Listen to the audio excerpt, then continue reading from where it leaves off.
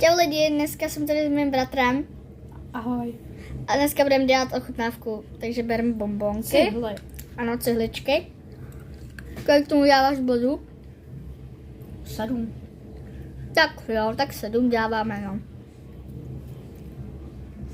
Teď vybírá můj bratr. Tak vybírá čokoládku, takovouhle, a můžeme jít na to.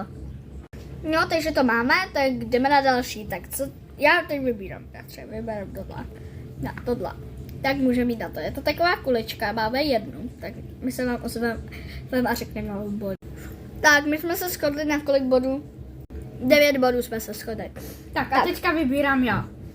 Můj Tak bratr asi vyberu tady ten croissant. vyberal tohle, tak my se shodneme na bodách a řekneme. Tak a už jdeme No. jíst. A shodli jsme se na kolik? 7 bodů. Ano, Je to 7. strašně dobrý pro mě, ale pro nich ne. No, pro mě to taky je dobrý, ale jako moc to je moc sladký. Tak teď vybírám. Vybírali jsme tuhle fake Snickers, tak jdem ochutnat. Za mě je to 10 bodů se ségrou. Za mě taky. Teďka vybírám tady ty rolky. Tak, máme tady to a teď to ochutnám. Mňam, lidi, to je dobrý. Mňam. Musíš to natáčet. Tady ty věci, co tu máme. Máme tu tady věci, ale já ještě dojím tohle. Ozvu se vám, až to dojíme. Teď vybíráme teda tuhle milku. Je to sušenka, tak jdeme ochutnat. Dáš to taky? Jo, dík. My se shodli na bodech. Shodli jsme se na 10 bodů.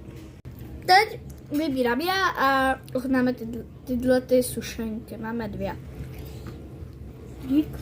Takže tyhle sušenky. 5. Kolik bratře? 5.